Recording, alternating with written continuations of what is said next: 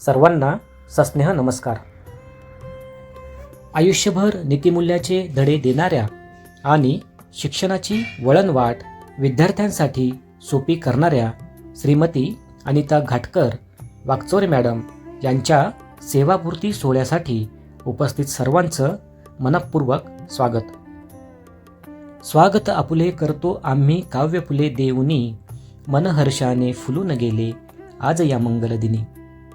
महिला रत्न श्रीमती पुष्पाताई हिरे प्राथमिक विद्यालयातील 35 वर्षांच्या सेवेसह एकूण 38 वर्षांचा प्रदीर्घ सेवा काळ पूर्ण करून मॅडम निवृत्त होत आहेत.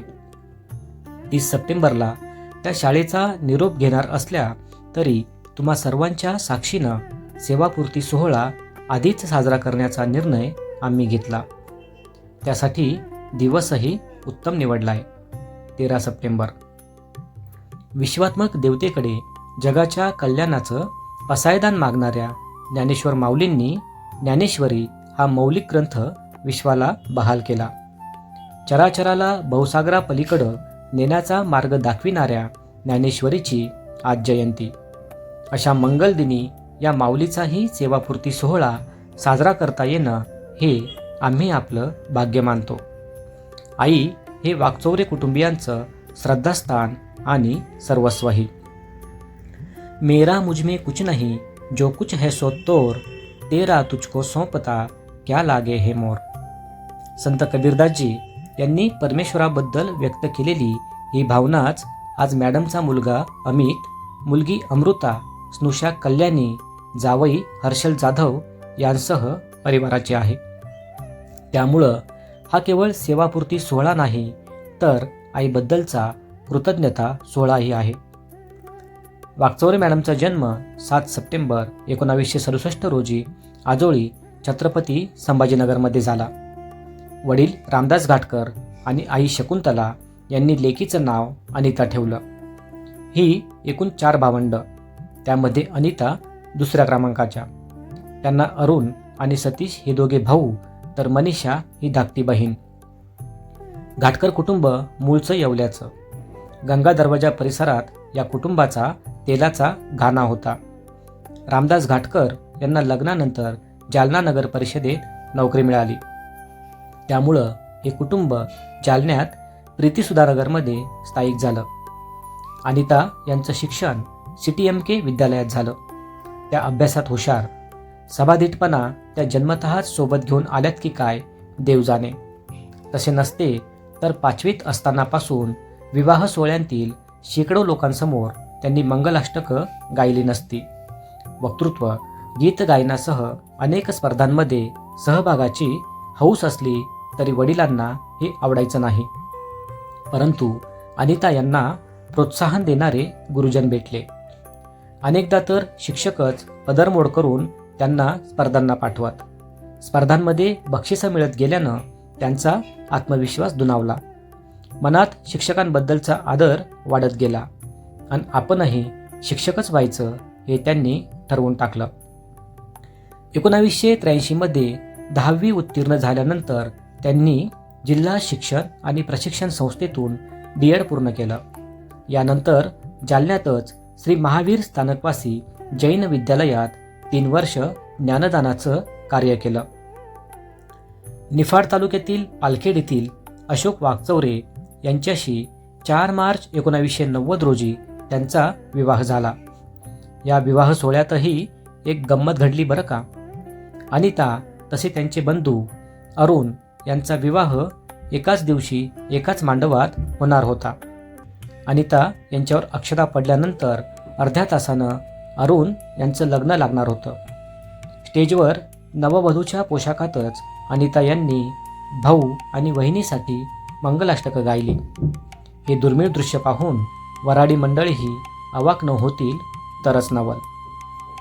त्यांचे पती वाडीलाल आईस्क्रीम या कंपनीत नोकरीस होते. विवाहानंतर या दाम्पत्याचा संसार बहरला.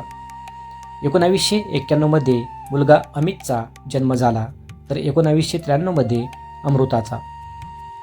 विवाहानंतर 2च महिन्यांत 6 जून 1990 रोजी त्या महात्मा गांधी विद्यामंदिर व आदिवासी विकास सेवा समितीच्या सावतानगर येथील लोकनेते व्यंकटराव हिरे प्राथमिक विद्यालयात शिक्षिका म्हणून रुजू झाल्या. खरं तर वयाच्या 18व्या वर्षीच खडू आणि फळ्यासोबत मॅडमचं नातं जुळलं. फळ्यावरील प्रत्येक अक्षरातून त्या विद्यार्थ्यांमध्ये संस्काराची बीजं पेरत गेल्या. प्राथमिक शिक्षणाचा पाया भक्कम करून त्यावर सुसंस्कारित पिढी उभी करण्याचं उदात्त कार्य मॅडमनं अत्यंत तळमळीनं केलं. आपण सारेच याचे साक्षीदार आहात. वेतन मिळतंय म्हणून शिकवायचं एवढा संकुचित विचार त्यांनी ठेवला नाही. सुरुवातीला अल्पवेतन असूनही त्या ज्ञानदानाचं कार्य आत्मीयतेनं करीत राहिल्या. वाकचौरे कुटुंब हे अनेक वर्ष तोरणानगर, पवननगर परिसरात भाड्याच्या खोलीत राहिलं. आर्थिक परिस्थितीची बेताची असल्यानं मॅडमला घरी शिकवणीही घ्यावी लागली. लहान लेकरं म्हणजे मातीचा गोळा, त्यांना आकार देऊ तशी ती घडणार यावर वाकचौरे मॅडमचा ठाम विश्वास.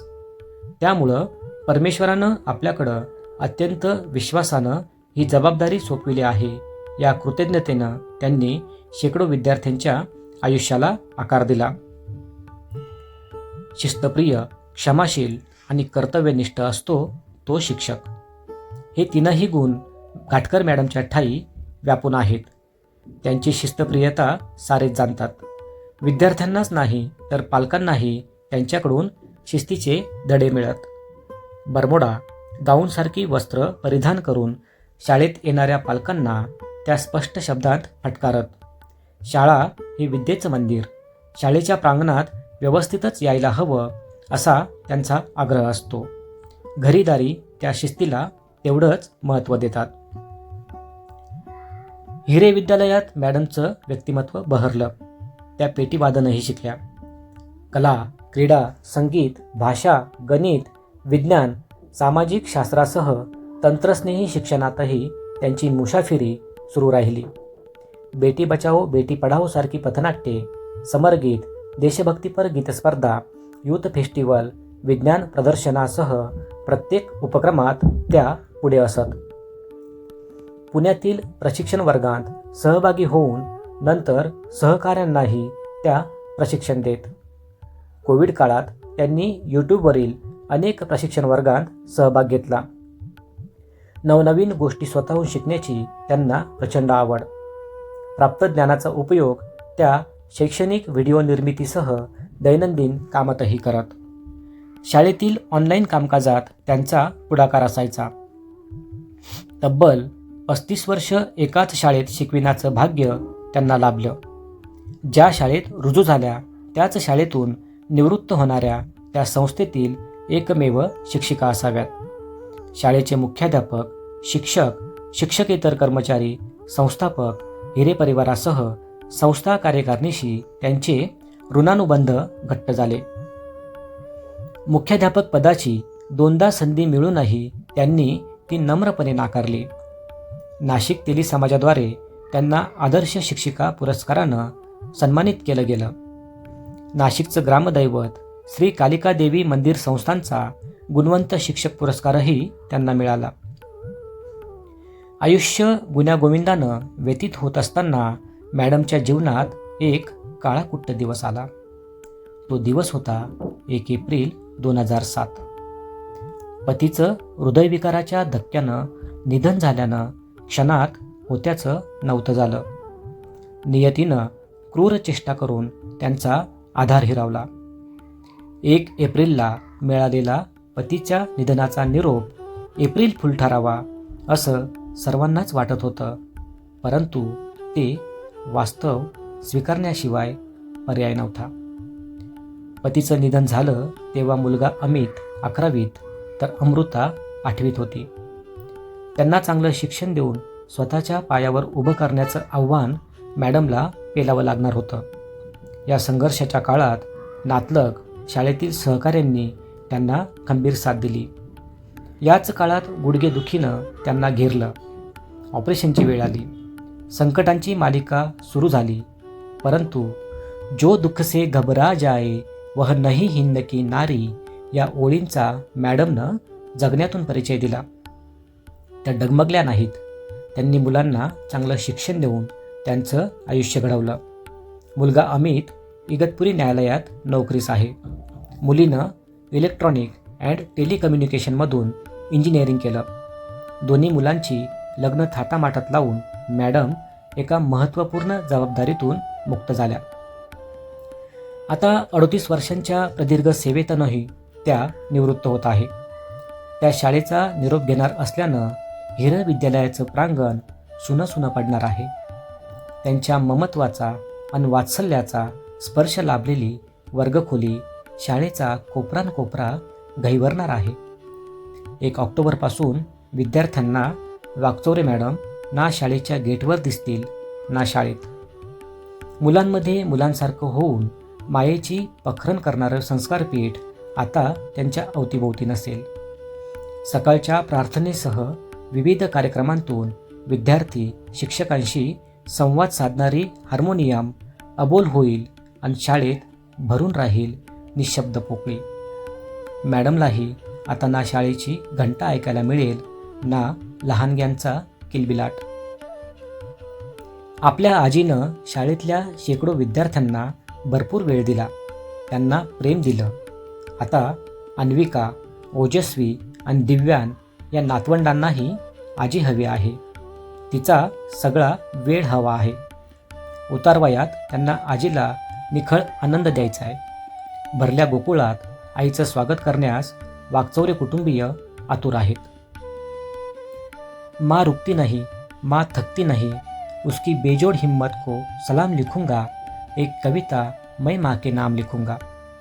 माँ ज़मीं में जन्नत है, हर जुबा की मन्नत है, माँ देवी है, खुदा है, माँ को भगवान लिखूंगा, एक कविता मैं माँ के नाम लिखूंगा. माँ आरती, माँ ही पूजा है, उसके जैसा ना कोई दूजा है, माँ ही सारी दुनिया है, माँ को जहान लिखूंगा, एक कविता मैं माँ के नाम लिखूंगा. माँ की गोद में गजब की राहत है, सिर आंचल तले रख सोने की चाहत है, माँ के कदमों में मैं अपनी सुबह और शाम लिखूंगा, एक कविता मैं माँ के नाम लिखूंगा. वागचौरे कुटुंबाचा आधारवड असलेल्या या माऊलीला निरामय आनंदी दीर्घायुष्य लाभो ही मंगलकामना.